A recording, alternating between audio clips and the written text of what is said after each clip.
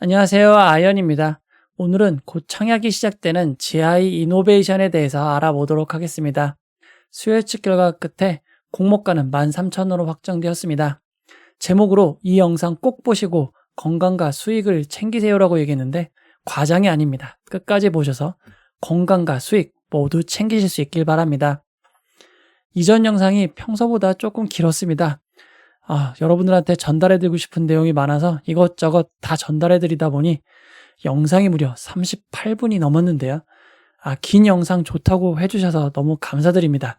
언젠가 1시간의 벽을 깨보겠다고 했는데 어쩌면 오늘이 될 수도 있을지도 모르겠습니다. 그래도 여러분들의 시간은 소중하니까 알차게 진행해 보도록 하겠습니다.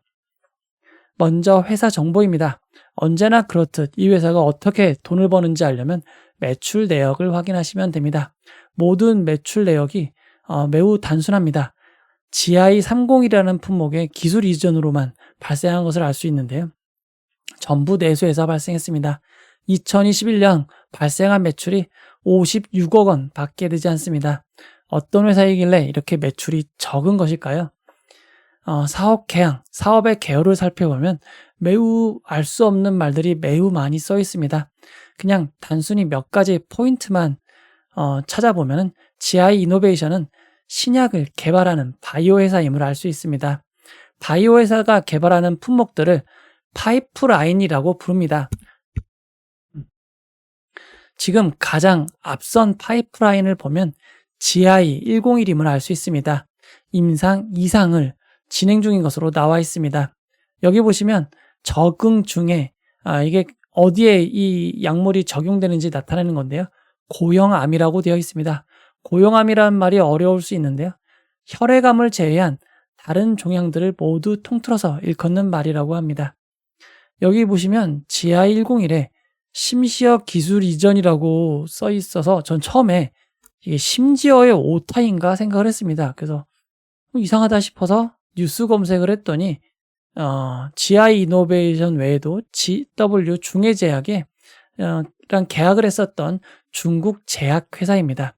GI 이노베이션은 중심시어의 이 기술 이전, 중국을 한정으로 기술 이전을 한 과정이 있었고, 이 앞에 보면은 양사 합의하에 비공개라고 해서 금액이 나와 있지 않습니다.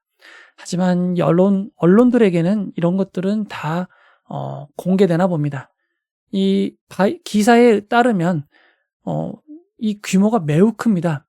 계약금이 6천만 달러이고 모든 걸 다 해서 7억 9천만 달러, 당시 원화 기준 9천억 원 기술 수출을 했다고 합니다. 국내 바이오 제약 기업 중 중국 기술 이전 사례 중 역대 최대의 규모라고 합니다. 근데 9천억 규모인데 계약금은 600만 달러? 이게 아무리 해도 80억 원이 안 되잖아요. 80억 원이 안 돼서 퍼센트로 따지면 0.75%밖에 되지 않아서 좀 적다는 생각은 하고 있습니다. 여기 보시면 마일스톤이라는 얘기가 있는데요. 이게 어떤 얘기냐? 이 바이오 약이 개발될 때는 단계별로 진행이 됩니다. 전임상, 인간한테 실험하기 전에 세포라든가 아니면 동물들한테 테스트하는 거고요. 이걸 넘어서 인간한테 테스트하는 게 임상 1상입니다. 임상 1상은 건강하신 분들을 대상으로 하고 임상 2상은 인상과 3상은 환자분들을 대상으로 주로 진행이 됩니다. 그래서 이 단계를 넘을 때마다 마일스톤이라고 하는데요. 만약 1상에서 2상을 넘어간다라고 하면 마일스톤, 이거 단계 넘었으니까 성공할 확률이 높아짐에 따라 인센티브 같은 계약금을 준다고 보시면 됩니다. 사례를 찾아보면 상장사인 코스닥 상장사인 ABL 바이오의 경우에는 사노피라는 회사와 계약금 7,500만 달러 그리고 마일스톤 금액 다 해서 10억 6천만 달러의 계약을 체결했다고 나옵니다. ABL 바이오는 계약금이 7,500만 달러라서 전체 규모의 7.08%, 이 정도는 돼야 될 것 같은데 이 GI 이노베이션 0.75는 좀 적은 감이 있습니다. 상황에 따라 다르겠죠. 근데 앞에 마일스톤 얘기를 드렸는데요. 이 ABL에 이 ABL301이라는 약품이 미 1상 첫 투여를 하면서 마일스톤을 진행하게 된 겁니다. 그래서 2,500만 달러, 거의 한 300억이 넘는 금액이죠. 이거를 수령하게 됩니다. 즉 GI 이노베이션도 GI 101이 단계를 넘을 때마다 마일스톤을 받을 수 있습니다. 네, 이제 그럼 이 면역 항암제 GI 101이 뭔지를 알아야 되는데요. 이게 핵심입니다. 근데 보시면 이게 뭐 사실 뭐 숫자와 영문자 뭐 글자지 알 수 있는 단어가 없습니다. 사실 뭐 플랫폼에서 발굴한 이중융합 단백질로 CD80의 세포의 도메인과 IL2 변이체를 결합하여 제작하였으며, 네, 이게 한글인데 전혀 해독하기가 어렵습니다. 그래서 근데 이게 되게 중요한 내용이거든요. 이걸 사실 이해를 못하면 이 회사에 대해서 이해할 수도 없어서 최대한 제가 쉽게 설명을 해보도록 하겠습니다. 그 과정에 여러분은 암이 어떤 건지, 그리고 암을 치료하려면 어떻게 해야 되는지도 이 부가적인 지식을 얻으실 수 있을 겁니다. 제가 이 지식을 전달해 드리기 위해서 제가 K무크로 생명의 과학, 생명 그 신비의 도전, 이거를 제가 학습을 했습니다. 네, 필요한 부분을 학습을 했고요. 그리고 테드 강연도 암과 관련된 걸 들었고, 이 책이 제일 크게 도움이 됐었습니다. 뭐 이번에 읽은 건 아니지만 암 치료의 혁신, 면역 항암제가 온다. 이거 광고 아닙니다. 제가 돈 받지 않았습니다. 김영사에서 받은 적은 없고요. 이 책 너무 좋았습니다. 제가 이 책 읽고 너무 좋았던 부분, 인상적이었던 부분, 나중에 참고할 부분 이렇게 체크를 해놨는데요. 이 부분을 다시 한번 이번에 읽고 자료를 만들었습니다. 네, 그럼 바로 시작해 보도록 하겠습니다. 이 통계청에서 밝힌 2021년 사망 원인을 보면, 네, 암이 1위입니다. 네, 암이 엄청나게 많이 차지하고 있습니다. 사망률이라고 해가지고 뭐야 100%가 넘잖아. 그게 아니고요. 100만 명당 161명이 암으로 돌아가신다는 이야기입니다. 인구 10만 명당, 그렇죠? 심장질환, 폐렴이 그 다음입니다. 그러니까 암으로 돌아가시는 분이 이제는 제일 많은 상황이고 점점 늘어나고 있습니다. 사실 기존에는 이 암으로 돌아가셨는지 몰랐던 경우도 있었을 것 같아요.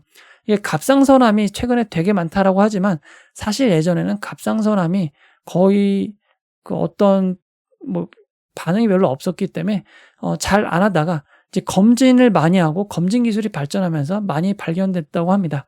하지만 어찌되었건 암으로 돌아가시는 분들은 꾸준히 상승하고 있습니다. 심지어 여기 보시면 이 뇌혈관 질환은 오히려 조금씩 줄어들고 있어요. 그런 면에 비해서 암은 꾸준히 늘어나고 있다. 그리고 매우 안타깝게 스스로 목숨을 끊으신 분들도 많습니다. 네, 여러분, 세상은 따뜻하고 살만한 곳입니다. 여러분 꼭 힘내시기 바랍니다. 그리고 암의 성별, 사망률 추이를 살펴보시면 재밌는 부분이 있는데요. 남자분들이 여자분보다 암으로 돌아가신 분이 훨씬 많습니다.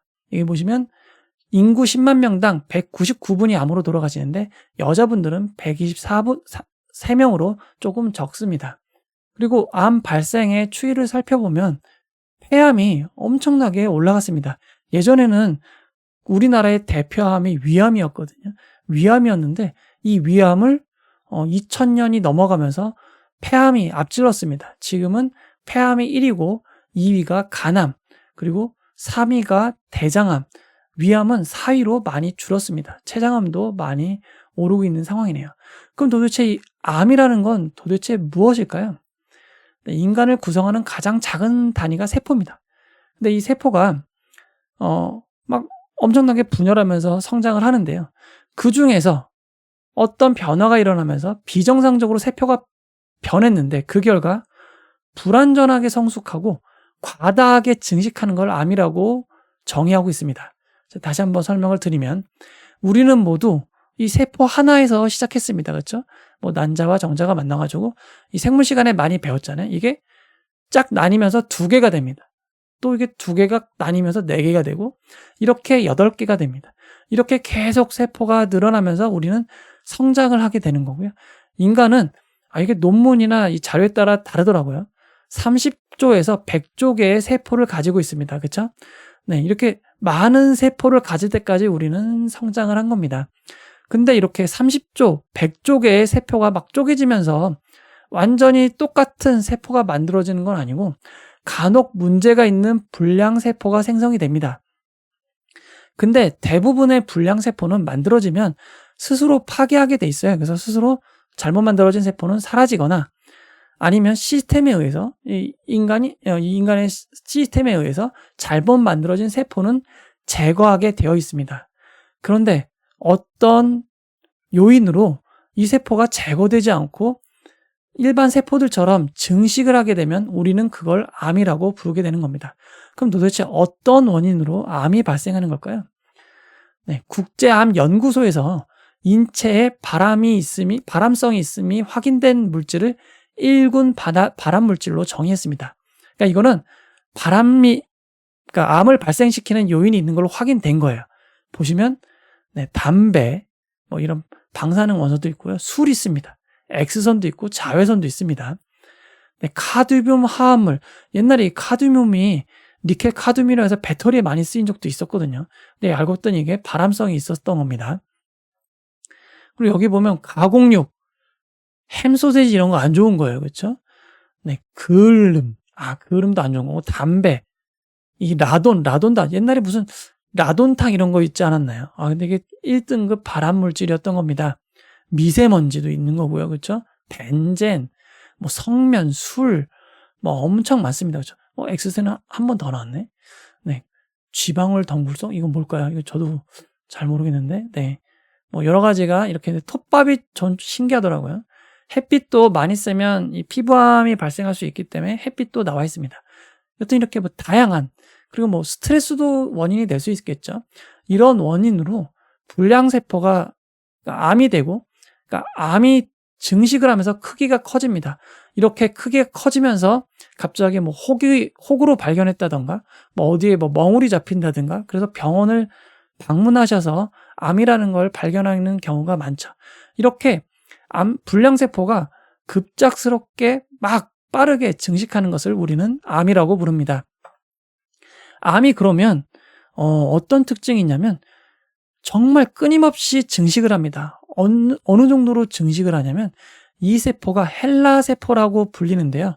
1951년 자궁경부암 환자인 분에서 추출한 세포입니다. 그분 이름을 따서 헬라세포라고 부르는데 이 세포를 추출해서 그러니까 배양액에 넣어서 번식을 시켰더니 죽지를 않습니다. 불멸의 세포예요. 계속 끊임없이 증식을 하고요. 지금까지 약 5천만 톤 정도가 증식됐다고 추정이 됩니다. 이 세포는 근데 나름 좋은 일에 쓰입니다. 왜냐면 이것도 어차피 인간의 몸에서 나온 세포잖아요. 이걸로 뭐 독성이라든가 여러 가지 실험을 합니다. 여기에다가 어찌됐건 그래도 인간에서 나온 세포이기 때문에 뭐 안 좋은 것들을 실험할 때 이 헬라세포를 많이 씁니다. 하지만 무서운 거는 환경만 주어지면 끊임없이 분열을 해서 늘어난다는 거고요. 정말 불멸의 세포입니다. 결국 일반 세포들한테 가야 될 모든 영양분들을 다 빨아먹게 되는 거죠. 결국 이 암을 어찌됐건 우리는 치료해서 살아남아야 되는데요. 가장 고전적인 방법은 수술입니다. 암이 작으면 그 부분을 그냥 잘라내는 게 가장 좋습니다. 그렇죠? 근데 뭐 수술하기 어렵거나 뭐 여러 가지 상황에 있을 때 또 이렇게 좀 좁은 부위에 있다면 이 방사능을 수술 대신 조이는 방법을 씁니다. 그리고 좀 이렇게 범위가 광범위하게 퍼졌다라고 한다면 화학요법을 씁니다. 근데 이 화학요법을 쓰면 부작용이 꽤 많다고 알려져 있는데요. 뭐 방사능 치료도 마찬가지지만 그 원리가 뭐냐면 이 암이라는 게 매우 빠르게 분열하면서 성장하는 세포잖아요. 그래서 이렇게 빠르게 분열하는 세포를 때려잡는 역할을 하는 게 화학치료입니다. 근데 이렇게 분열하는 세포를 때려잡다 보니 정상적인 세포들도 분열을 하잖아요. 근데 빠르게 분열하는 세포일수록 두들겨 맞는 구조입니다. 그래서 이 어떤 세포들은 조금 느리게 분열하고 어떤 세포는 되게 빠르게 분열을 하는데요. 빠르게 분열하는 세포가 바로 머리카락과 피부입니다. 특히 머리카락이 매우 빠르게 분열되는데요. 그래서 이 암 치료를 하다 보면 암뿐만 아니라 똑같이 빠르게 분열되는 이 머리카락이 영향을 많이 받아서 머리가 빠지게 되는 겁니다. 머리카락, 피부, 뭐 내장기관들이 영향을 받기 때문에 그에 따른 부작용이 있다고 보면 되겠습니다. 하지만 이렇게 뭐 부작용도 많고 안 좋은 점도 많은데요. 근데 우리 몸에는 사실 면역 체계가 있거든요. 그래서 외부에서 어떤 균이나 안 좋은 게 들어오면 우리는 뭐 선천적 면역 체계, 후천적 면역 체계를 갖추고 있어서 이 둘이 우리의 몸을 지키고 있습니다. 외부의 균이 들어오면 이렇게 달라붙어서 막 공격하는 이미지들을 많이 보셨을 거예요. 사실 이 면역 체계는 엄청나게 훌륭한 체계입니다. 심지어 얼마나 훌륭하냐면 과잉 공격해서 문제입니다. 여기 보시면 이 무릎 관절 있잖아요. 이 무릎 관절에 보면 뼈와 뼈가 만나는데 이 뼈와 뼈가 만나는 곳에 관절 주머니가 있습니다. 그리고 이 관절 주머니 안에는 윤활막이라는 게 있는데요. 뼈와 뼈가 막 부닥치면 이게 잘 안 움직일 수 있잖아요. 그래서 윤활액을 만들어 가지고 잘 움직일 수 있게 해주는 겁니다. 근데 어떤 이유에선지 우리의 면역 체계가 이 윤활막이 외부에서 들어온 나쁜 거다 생각해서 공격을 해버리는 겁니다. 그래서 우리 이쪽에 염증이 생기는 거예요. 이게 바로 류마티스입니다. 이런 자가 면역 질환이 있을 정도로 사실 우리 면역 체계는 세거든요. 근데도 왜 암은 공격하지 않을까요? 여기에 대해서 되게 많은 의문점이 있었습니다. 근데 이 암이 자연 치유됐다는 분들도 되게 많거든요. 뭐 책도 있고 수기도 있고 엄청 많습니다. 그냥 다 포기하고 뭐 자연으로 돌아가 열심히 살았더니 암이 없어지신 분들이 상당히 많이 나오고 있습니다. 그렇기 때문에 암이 치유된 분들은 왜 치유가 됐는지 과학적으로 분석을 하기 시작했던 거죠. 이 첫 번째 시도가 암이 치료된 분의 혈액을 가지고 바로 그냥 넣어본 겁니다. 어떻게 보면 원시적으로 보일 수 있는데요. 이 암이 치료된 분들은 어찌됐건 암을 이겨냈던 성분이 몸에 피해 있을 거라고 보고 그분의 혈액을 넣은 시도를 1974년에 했습니다. 근데 이 시도는 뭐 실패로 돌아갔고요. 그래서 결론이 난 게 암세포도 우리 몸에서 시작한 거라 면역 체계가 이게 외부에서 들어온 게 아니라 우리 몸이라고 인식해서 공격을 안 하나 보다 라는 이런 인식이 있게 되었습니다. 그런데 뭐 여러 가지 이제 시도가 있겠죠. 근데 또 다른 뭐 의문이 있었던 겁니다. 면역 체계 중 T세포라는 게 많이 집중이 되는데요. T세포가 이 인식을 하는 역할을 합니다. 인식을 하고 학습을 하고 외부 균들을 잡는 그런 역할을 하는데요. 이 T세포에 집중했을 때 혹시 T세포가 적어서 그런가? 이 몸에 있는 T세포 숫자를 늘려보면 어떨까라는 아이디어를 얻게 됩니다. 그래서 IL-2라는 인터루킨의 약자인데요. IL이 인터루킨 2라는 T세포 성장인자를 개발하게 됩니다. 환자의 T세포를 추출해가지고 이 환자의 몸에 있는 이 T세포가 있잖아요. 이걸 추출해가지고 IL-2, 이 성장 요소를 통해 T세포 숫자를 눌립니다. 그리고 다시 환자한테 집어넣는 실험을 한 겁니다. 이게 바로 1984년인 거고요. 이 요법이 발전하면서 1992년 1월 16일 미국 FDA에서 진행 신장암 환자에 대해 IL-2를 치료 목적으로 쓸 수 있도록 승인이 났습니다. 드디어 인류는 그냥 째고 뭐 쪼이고 막 거의 화학적으로 태우고 막 이런 수단을 벗어나서 뭔가 조금 더 나아진 이 암치료 수단을 갖게 되는 순간입니다. 근데 이게 생각만큼 잘 되진 않았거든요. 다 되는 것도 아니고 안 되는 부분도 있고 이게 참 그래서 이상하다라는 생각을 많이 했었습니다. 근데 이거를 연구하다 보니 매우 놀라운 사실이 밝혀졌습니다. 이 T세포라는 게 암세포를 찾아서 공격을 해야 되잖아요. 근데 이 암세포라는 게 생각보다 너무나 똑똑한 존재였습니다. 이 암세포에 뇌가 있는지는 뇌는 없겠지만 정말 말도 안 되게 훌륭한 메커니즘이 있어서 살아남을 수 있었던 겁니다. 이 그림 매우 어려워 보이는데요. 간단하게만 설명해 보면 여기 T세포가 있고 이 암세포가 있다고 치면은 뭐 여러 가지 돌기 같은 게 나와 있는데요. 이걸 그냥 간단하게 스위치라고 보면 됩니다. 여기 CD28이라는 T세포의 스위치가 있는데 이거를 활성화시키면 엑셀이 됩니다. T세포는 미쳐 날뛰어서 막 고치려고 잡아들 겁니다.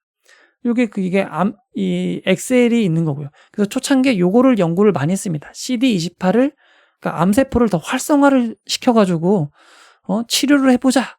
라고 했더니, 이게 너무 많이 미쳐 날뛰는 단점은 있었습니다. 하여튼 요게 CD28이 엑셀이라고 보면 됩니다. 이게 급발진하게 되어 있습니다.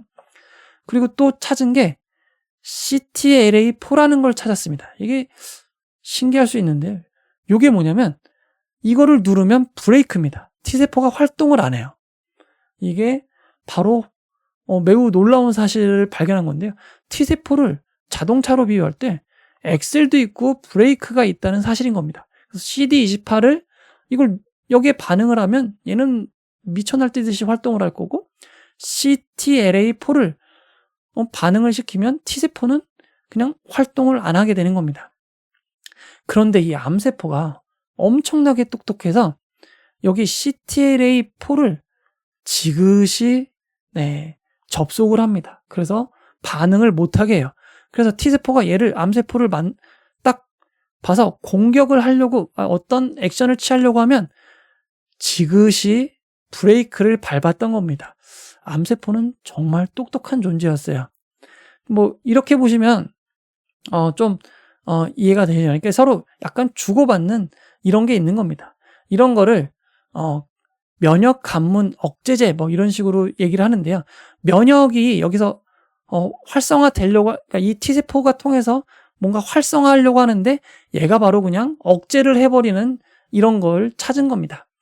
이게 체크 포인트라 그래서 좀 어렵게 생각하실 수 있는데요. 제가 베를린 여행 갔을 때 여기가 매우 유명한 관광 포인트입니다. 체크 포인트 찰리라고 하는데, 예전에 베를린이 동독과 서독으로 나뉘어 있었잖아요. 이거를 뭐 검문하는, 서로 지나갈 때 검사하는 검문소라고 보면 됩니다. 이런 것처럼 여기도 이런 검문소들이 있었던 거고요. 이 검문을 속이는 애들이 있는 거죠. 암인데 저 암 아닙니다. 막 이런 식으로 하는 애들 기술을 갖고 있어가지고 그동안 다 속여왔다는 겁니다. 이 CTLA4라는 게 엄청난 발견이어가지고 이걸 발견하신 분들이 2018년 노벨 생리학상을 받으셨습니다. 이 두 분이 받으셨던 거고요. 그리고 PD1이라는 것도 발견했는데 이것도 브레이크라고 보시면 돼요. 뭐 살짝 조금 다른 부분이 있지만 똑같이 브레이크 역할을 하는 거고, 이 브레이크 역할을 하게 해주는 게 암세포의 PDL1입니다. 그래서 PDL1이 딱 PD1에 달라붙어가지고 우리 공격하지 말라고 하는 거였던 겁니다. 그래서 이제 암세포 관련해서 약이 나오게 되는 게 어떤 게 있냐면 CTLA4, 이게 브레이크잖아요. 그래서 아예 이 브레이크에 암세포가 달려들기 전에 먼저 이거를 작동시켜, 이게 먼저, 그러니까 암세포가 브레이크를 못 밟게 뭐를 채워넣는 약이 나옵니다. 똑똑하죠? 암세포가 브레이크를 밟기 전에 못 밟게 막는 게 나오는 거고요. 또 하나는 여기도 PD1도 브레이크라고 했잖아요. 여기도 밟지 못하게 미리 달라붙는 역할을 해주는 것도 나옵니다. 그리고 또 하나는 뭐냐면 암세포가 이 브레이크를 밟는 거잖아요. 요거를 무용지물화하는 암세포에 반응하는 것도 만들었습니다. 요 세 개가 대표적인데요. 자, 이제 여러분 제 설명을 듣고 보시면 이게 2019년 주요 면역 항암제의 글로벌 매출 시적인데, 여기 보시면 이제 좀 이해가 가지 않으시나요? PD1 억제제, 브레이크를 못 밟게 하는 거고요. 브레이크를 못 밟게 하는 거고, 얘는 암에 있는 브레이크 밟게 하는 일을 못 밟게 하는 거고, 요것도 T세포에 있는 브레이크를 못 밟게 하는 약입니다. 네, 이 키트루다라는 약이 엄청나게 돈을 쓸어 담고 있습니다. 거의 뭐 몇십 조에 달하는 돈을 쓸어 담고 있는 최고의 면역 항암제 약이라고 할 수 있는데요. 여기만 보면, 여기까지만 들으셔도 여러분들은 조금은 이해하실 수 있습니다. 그리고 제가 아까 얘기 드렸지만 저 의사 아닙니다. 제가 틀린 내용도 있을 수 있고 너무 쉽게 얘기하려고 그냥 후루룩 얘기하는 거 있으니까요. 네, 정확하게 알고 싶으시면 책과 논문을 참고해 주시면 감사드리겠습니다. 그리고 또 하나 얘기 더 드리면, 이 아까 L1 뭐 있고 L2도 있습니다. 이게 그 브레이크를 밟게 하는 거라고 했잖아요. 이 CD80, CD86도 마찬가지입니다. 결국 요것도 T세포의 브레이크를 활성화시키는 역할을 합니다. 자, CD80과 여기까지만 이해하시면 아까 봤던 내용 조금은 달리 보이실 겁니다. 자, 이제 다시 처음으로 돌아가서 면역 항암제 GI101, CD80의 세포의 도모인과 IL-2 변이체를 결합하여 제작. 자, 이제 이거 이해하실 수 있으시죠? CD80이라는 건 뭐였죠? 암세포가 T세포, 우리 면역 체계에 브레이크를 밟게 하는 걸 못 밟게 하는 얘고요. IL-2는 앞에서 얘기했죠. 인터루킨, T세포를 늘리는 역할을 하는 겁니다. 자, 이렇게 구성이 돼 있어요. 다 좋은 건 다 붙인 것처럼 생겼습니다. 그래서 두 개의 활성 물질을 갖고 있어가지고, 그러니까 브레이크를 못 밟게 하기도 하고 T세포를 활성화하기도 하는 두 가지 면역 활성 효과를 동시에 나타낼 수 있는 세계 최초 신약이라고 합니다. 매우 훌륭해 보이는데요. 특허도 제가 검색해봤더니 다 있습니다. 월드 특허, 그러니까 세계 특허, 미국 특허, 우리나라, 오스트레일리아, 대만, 이거 어디야? C니까 차이나, 캐나다, 이거 에스파냐일까요, 이 P는? BR은, 어딜까요? BR 어디지? 하여튼, 이렇게, 세계 특허를 2000년도부터 취득했습니다. 그렇게 해서, 여기 보시면 이제 앞에 얘기했던 CTLA4는 여러 가지 약이 있고, AL2는 이렇게 약이 있는데, 이 GI 이노베이션이 만든 GI101은 요 둘을 약간 결합한 형태의 약이 됩니다. 근데 다만 IL-2가 개발 중단된 게 조금 많아요. 그렇죠? 아까 봤지만 약간 PD1이나 PDL1이 좀 잘 나가는 것 같은 상황이긴 합니다. 그래도 여기서 좀 장점이 하나 있는 게요. 단독 요법으로 요새는 그러니까 단독으로 넣는 것도 있고 다른 약, 잘 나가는 약, 키트루다가 아까 말씀드렸는데 제일 잘 나가는 약이거든요. 요거랑 같이 썼을 때를 보는 겁니다. 그리고 결과를 봤더니 사실 좀 결과가 제가 볼 때 어마어마하게 좋다라고 보기는 어려운 게 이 PD라는 거는 진행이에요. 그러니까 사실 더 진행이 됐거나 약을 넣었음에도 아니면 오히려 다른 암이 나왔다든가 하면 이게 PD라고 보면 됩니다. SD는 불변. 불면인가? 불변일 텐데. 변하지 않은 겁니다. 변하지 않았다. 변하지 않았다. 그리고 PR은 부분 관해.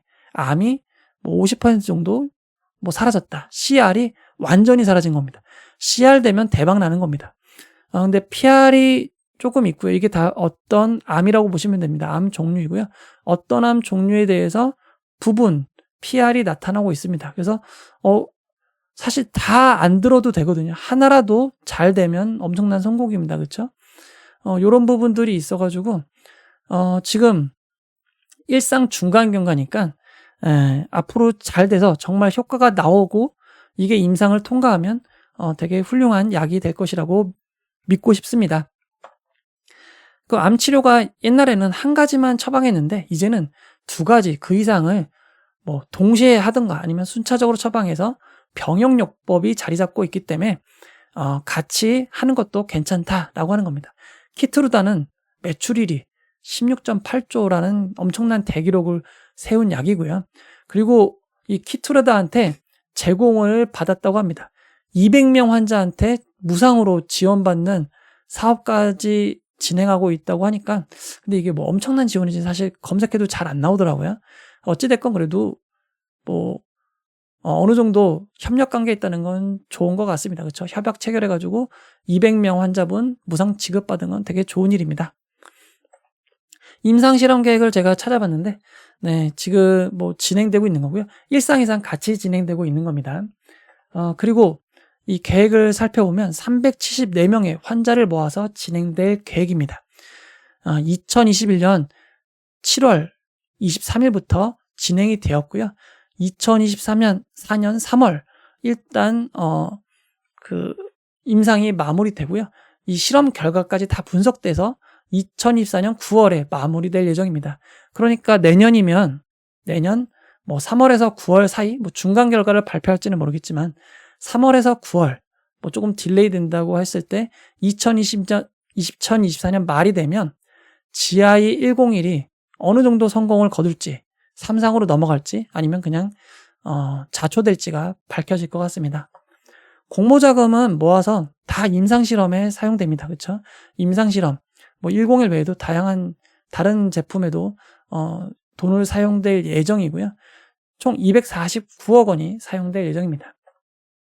수익성 지표를 살펴보면 안 좋습니다. 왜냐면 아직까지 성공한 건 아니고 여러분 공모자금도 받고 투자받아서 그 돈으로 성공을 하겠다는 기업이니 적자가 매우 심각합니다. 2021년에는 306억 원이고요. 2022년에는 458억 원입니다. 3분기까지밖에 안 됐는데 458억 원이 들었어요. 그 이유는 이게 임상이 진행되면 진행될수록 돈이 더 많이 듭니다. 여기도 보시면 들어가는 돈이 더 많이 들 것으로 점점 예상이 되고 있잖아요. 그렇기 때문에 내년까지 들어갈 돈은 매우 많을 것 같습니다. 올해는 물론이고요. 공모가 산정을 위해서 근데 이미 성공을 거두고 돈을 잘 버는 기업들을 우리나라 대표 제약회사들을 모아서 22.36에 펄을 구했습니다. 그리고 아직 돈을 벌지 못하기 때문에 2024년, 2025년 우리 이만큼 벌 거다라고 해서 조금 할인해서 단기 순이익을 적용하여 사용했습니다. 사실 그래서 주당 평가가액, 희망 밴드 이런 거 다 의미 없습니다. 왜냐면 2024년에 성공하면 이게 말도 안 되게 싼 거고요. 이거 할인할 필요도 없었던 거고요. 실패하면 지금 것도 말도 안 되게 비싸게 되는 거기 때문입니다. GI101이 임상 3상에 들어가면 진짜 성공이 되는 거예요.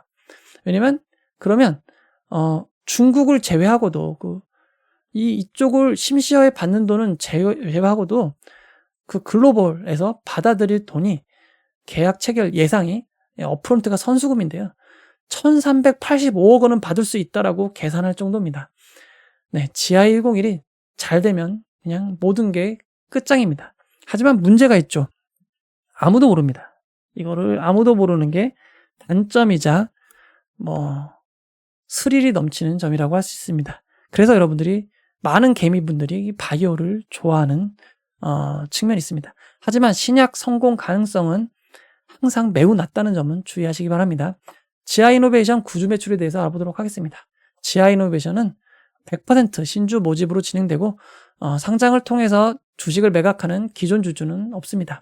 그리고 일정에 대해서 알아보도록 하겠습니다. 지아이노베이션은 3월 21일 화요일 청약을 시작해서 3월 22일 수요일 청약이 마무리됩니다. LB 인베스트먼트랑 청약 기간이 겹치기 때문에 청약 자금을 선택해서 넣으시던가 분산하시던가 아니면 둘 다 안 하시던가 선택을 하셔야 됩니다. 청약 시간은 오전 8시부터 오후 4시까지 진행이 되는데요. 삼성증권만 1일차 10시까지, 오후 10시까지 진행이 됩니다. 1일차만 진행되는 점 주의하시기 바랍니다. 환불은 2일 뒤인 3월 24일 금요일입니다. 상장 일정은 3월 30일 목요일로 예정이 되어 있는데요. LB 인베스트먼트가 3월 29일로 예정되어 있기 때문에 단독 상장이다 라고 볼 수 있습니다. 이어서 기관 투자자 수익 측 결과를 알아보도록 하겠습니다. 공모 희망가액 밴드는 16,000원에서 21,000원이었지만 희망가액 밴드 하단보다 18.75%가 낮은 13,000원으로 결정이 되었습니다. 그만큼 수혜 측 결과가 안 좋았는데요. 563곳의 기관이 참여했지만 되게 몸살이면서 조금씩 넣었습니다. 종합 경쟁률은 26.7대1로 매우 낮았습니다. 경쟁률이 매우 낮았는데요. 청답 글로벌, 샤페론, 보로노이, TMC 사이에 수혜 측 경쟁률을 기록했습니다. 지금 수혜 측 경쟁률을 보면 그래도 지금까지는 1000대1 이상이 이어지고 있었는데 갑자기 급락한 수혜 측 경쟁률을 기록했습니다. 수혜 측 분포를 살펴보도록 하겠습니다. 밴드 하단 미만이 제일 많았습니다. 그렇기 때문에 수혜 측 공모가가 밴드 하단보다 낮게 결정될 수밖에 없었습니다. 이를 그래프로 살펴보면 심지어 상단 초과가 단 한 건도 없습니다. 어찌됐건 상단 초과를 밀어넣는 기관들이 몇 곳은 있었는데 이번에는 단 한 곳도 없었고 상단도 4.69%밖에 되지 않고 중간은 0.72%, 하단은 10.47%입니다. 대부분인 84.12%가 하단 미만입니다. 의무보유 하격도 매우 적습니다. 건수 기준으로 2.49%이지만 수량 기준으로는 더 낮은 0.23%입니다. 넣은 건수를 봐도 뭐 만주, 뭐 5,000주 수준인데요. 네, 사실상 거의 의무보유 합격은 없다고 봐도 과언은 아닙니다.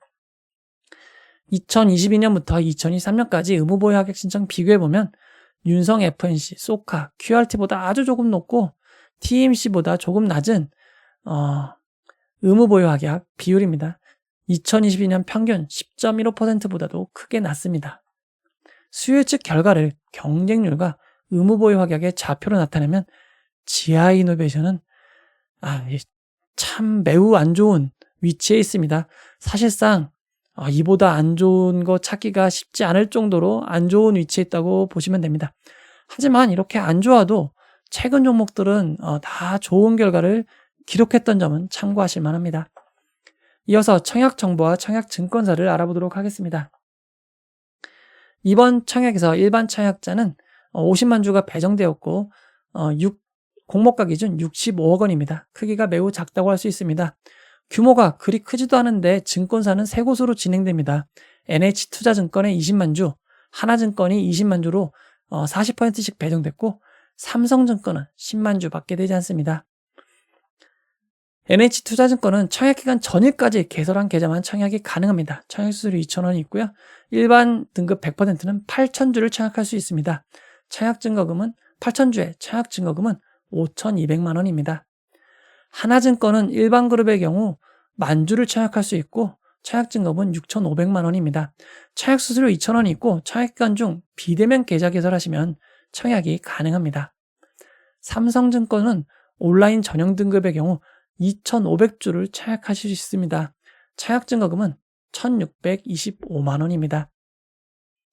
청약수수료 2,000원이 있고 청약기간 중 비대면으로 개설한 계좌만 청약이 가능합니다. 최소 청약 단위가 증권사마다 다릅니다. 하나증권은 20주, 삼성증권도 20주, NH투자증권만 10주입니다. NH투자증권은 10주이고 청약증거금 6만 5천 원, 하나증권과 삼성증권은 20주, 13만 원입니다. 상장일 유통물량에 대해서 알아보도록 하겠습니다. 공모가 13,000원 기준 상장 시가총액이 2,861억 원으로 아주 크다고 할 수는 없지만 최근 상장한 기업 중엔 큰 편입니다. 이게 제일 큰 문제 중에 문제인데요. 유통 가능한 기존 주주 물량이 상당히 많습니다. 많아도 사실 너무 많습니다.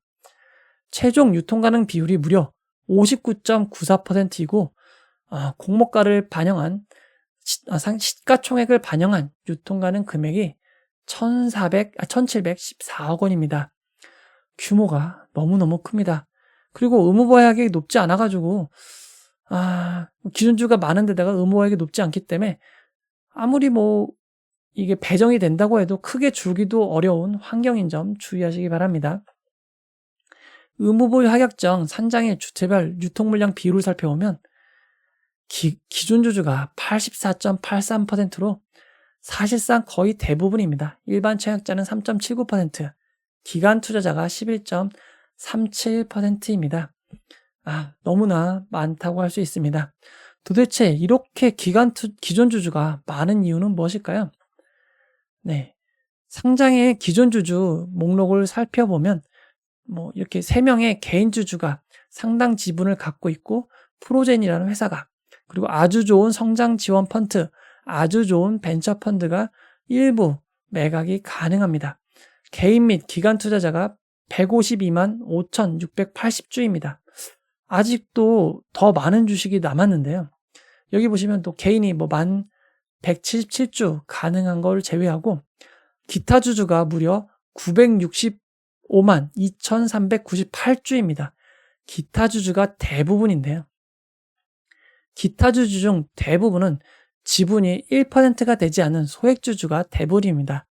1,309명의 소액주주가 666만 3,726주, 6이 4개나 있네요. 이 정도의 주식을 가지고 있고요. 발행 주식수의 33%, 거의 3분의 1을 보유하고 있습니다. 이렇게 소액주주가 많은 이유는 비상장, 그러니까 상장되기 전에 거래가 나름 활발하게 일어났기 때문입니다.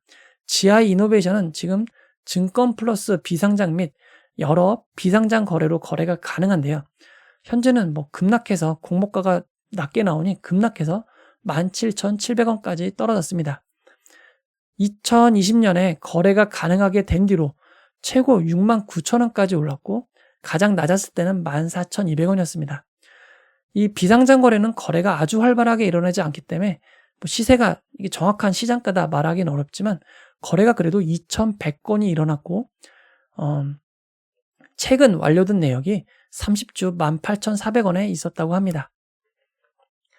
네, 서울거래 비상상에서는 한 주 23,000원에 거래돼서 뭐 거래가 이렇게 많이 올라가 있는데 한 주 거래로 이렇게 올라간 거라 크게 의미가 없다고 보시면 될 것 같고요. 그래도 16,000원 이상에 사겠다는 주식이 거의 그래도 300몇 주는 있는 것 같습니다. 네, 300주는 안 되려나요? 네, 300주 넘는 것 같네요. 네, 요 정도 있는 상황입니다. 즉, 이렇게 소액주주가 많은 이유는 비상장 거래가 뭐 나름 활발하게 이루어져서 비상장으로 이 주식을 취득하신 분들이 있다고 보여집니다. 하지만 비상장에서 주식을 거래하신 분들은 가장 싸게 사신 분도 공모가 13,000원보다 비싼 14,200원에 거래되셨고 가장 비싸게 사신 분은 공모가로 뭐 따질 수도 없이 높은 69,000원에 거래가 이루어졌습니다. 그리고 이는 뭐 개인 투자자뿐만 아니라 상장 전에 프리 IPO라고 해서 상장 마지막에 기관 투자자들이 투자를 하는 단계가 있습니다. 이때 2021년 4월, 뭐 6월 이때 뭐 투자들이 많이 일어났는데요. 이때 들어온 한 주당 금액이 33,000원에서 36,200원입니다. 무려 막 300만 주가 넘는 주식 수가 36,200원, 공모가 13,000원에 비하면 엄청나게 비싸게 거래됐는데요. 이때 코로나 화랑기여가지고 엄청나게 모든 것이 비싸게 거래되던 시절입니다. 그래서 기관 투자자들이 뭐 GI 이노베이션이 상장하면 뭐 이보다는 훨씬 비싸게 팔 수 있을 거다 생각하고 매우 비싸게 들어왔는데 기관 투자자들도 일정 부분 싸게 들어온 물량도 있지만 비싸게 들어온 물량도 꽤 많다는 점이 참고할 만합니다. 2022년부터 2023년까지 의무보유 하격 전 상장 종목들의 유통 물량과 비교해보면 GI 이노베이션은 소카, 루닛, 수산 인더스트리보다 많고 성일 하이텍보다는 적은 유통 물량이라고 할 수 있습니다. 상장의 유통 물량은 꽤 많은 편입니다. 네, 오래 기다리셨습니다. 결론을 내려보도록 하겠습니다.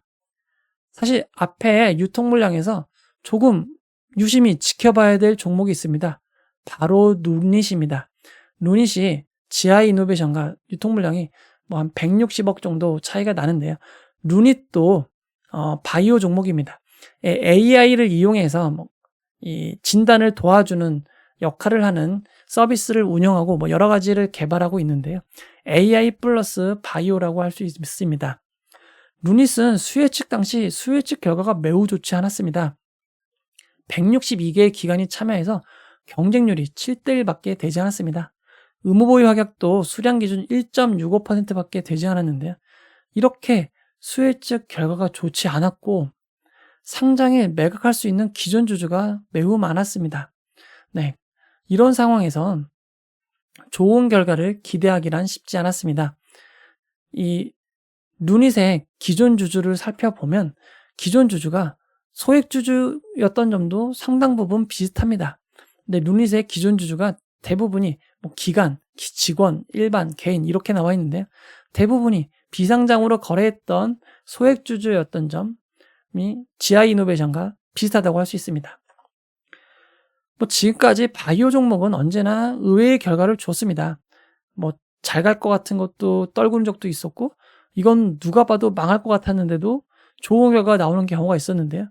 루닛 공모가 3만 원이어서 뭐 아주 큰 이 뭐 따상 이런 결과는 아니었지만 이 상장에 29,700원으로 공모가를 하회한 순간도 있었지만 2일차에 63.17%가 상승한 48,950원까지 상승하는 놀라운 위용을 보여줬습니다.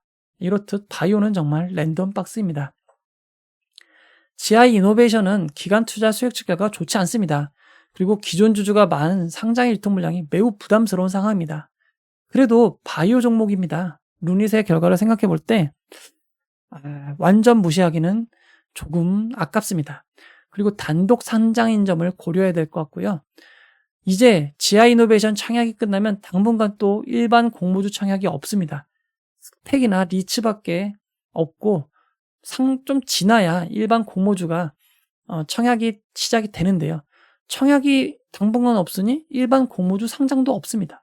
이게 저는 최고의 장점이라고 볼 수 있습니다. 물론 뭐 손해보실 수 있습니다. 근데 손해볼 수 있는데 그래도 이 정도는 뭐 도전해봐도 되지 않을까라는 생각이 듭니다.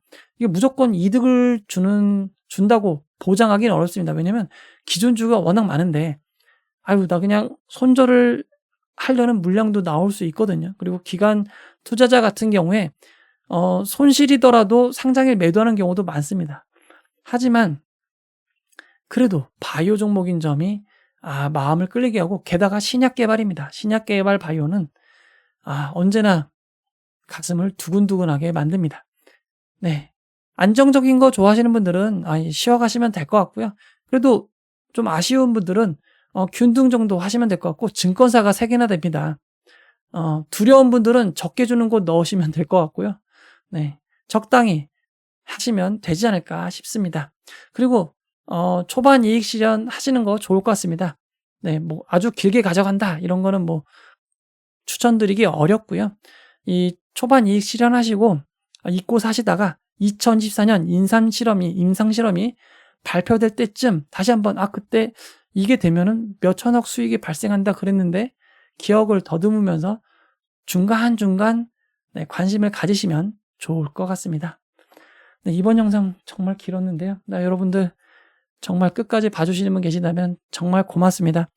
여러분들 건강 조심하시고요. 투자에서는 수익만 함께 하셨으면 좋겠습니다. 이 영상은 후원해온 여러분들의 후원과 구독자 여러분들의 슈퍼땡스, 댓글을 통한 따뜻한 격려를 통해 제작되었습니다. 항상 고맙습니다. 이 영상은 투자 권유가 아니며 투자는 오롯이 투자자의 판단으로 이루어져야 합니다. 끝까지 봐주신 분들, 제 암호는 333입니다. 끝까지 봐주신 분들은 333을 남겨주시고, 너무너무 고맙습니다. 도움이 됐으면 좋겠네요. 좋은 밤 보내세요. 고맙습니다.